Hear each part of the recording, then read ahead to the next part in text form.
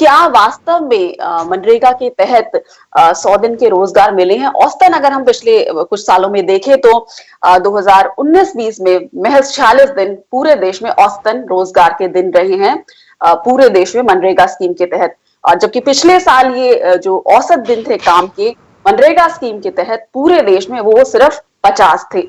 और इसी तरह ये 50 से कम ही रहे हैं पिछले 5 सालों के आंकड़े हम अगर देखें तो क्या इस स्कीम को हमें और इसके जो पहलू हैं उस पर काम करना चाहिए? क्या इसकी डेफिनेशन को फिर से रिडिफाइन करने की जरूरत है?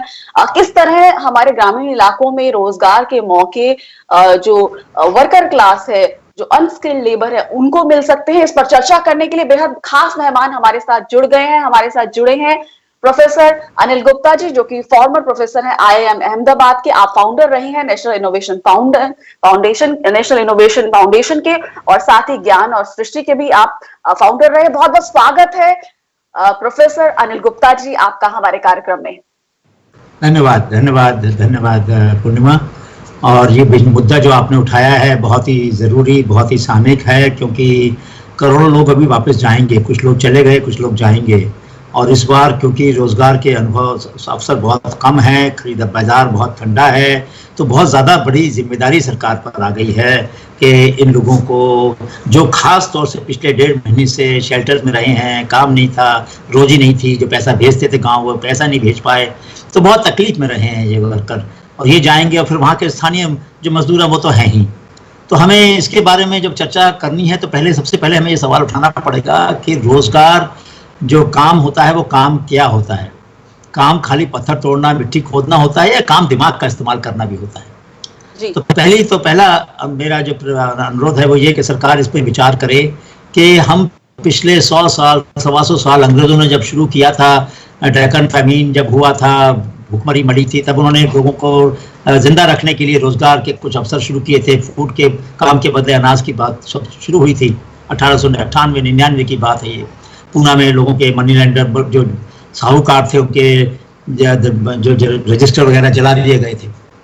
तो उस समय से जब चेतना बैठी और 1900 के समय में ये काम शुरू हुआ, तो अब उस काम को हमें नई दिशा देनी चाहिए। पिछले 70 साल में भी हम आगे नहीं बढ़ पाए, अब एक समय आ गया है जब एक नई शुरुआत करनी है। और वो शुरुआत होगी कि लोगों के कौशल और लोगों के ज्ञान की संपदा जो है, आदमी गरीब होता है, महिलाएं गरीब होती हैं पैसे से, दिमाग से थोड़ी गरीब होते हैं।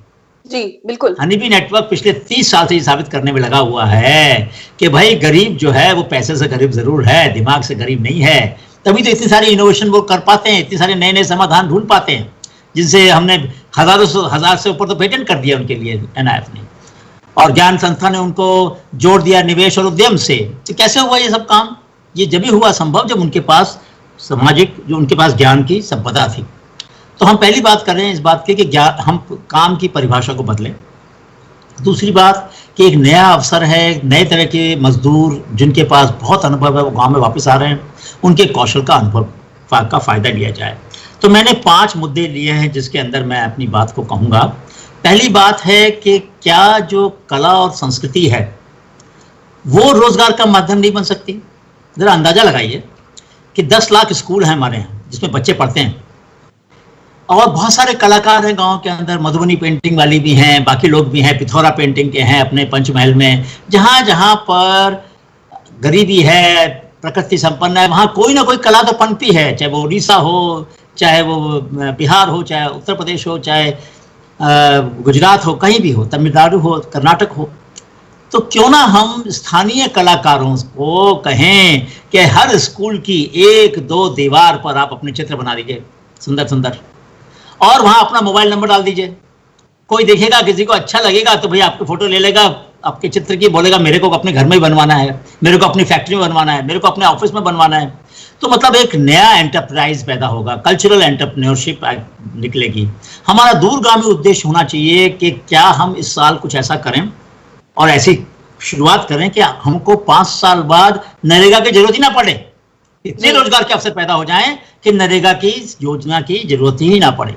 तो पहला काम है कि हम जो लोग कला संपन्न हैं, कौशल है जिनके पास, उनकी कला का इस्तेमाल करें। दूसरा, उसी में एक पहलू आता है, जो बुजुर्ग लोग हैं 60 साल से ज़्यादा सरकार की योजना है कि नरेगा में अब की बार उनको ना काम कराया जाए, क्योंकि उन पर कोविड होने के, कोरोना वायरस जो है उसका अटैक होने के चांसेस ज़्यादा हैं।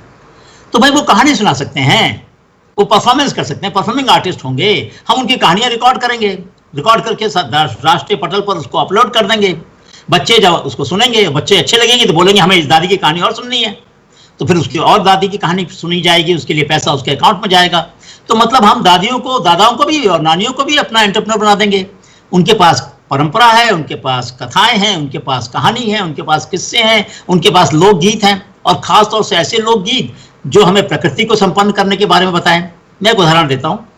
डॉक्टर रंधावा बड़े अच्छे वैज्ञानिक भी थे, ICS ऑफिसर थे और वाइस चांसलर थे। तो उन्होंने एक कादम्बरी में एक लेख लिखा था, सन 68-69 की बात है। तो उसमें एक बहन बैठी है पेड़ के नीचे, और एक नदी, एक झील है उसके पास, और हर 4 लाइन के बाद वो कहती है कि मैं ऐसा करूंगी तो तू मुझे बताएगी मेरा पिया कब आएगा। उसका पति लड़ाई पे गया हुआ है, बॉर्डर पे लड़ने के लिए। तो एक लाइन कहती है कि मैं तेरी काई हटा दूं, झील से कहती है वो कि मैं तेरी काई हटा दूं तो मुझे बताएगी मेरा पिया कब आएगा। अब देखिए पर्यावरण की जो बात है उसको सीधा नहीं कहकर एक गीत में पिरो दिया गया।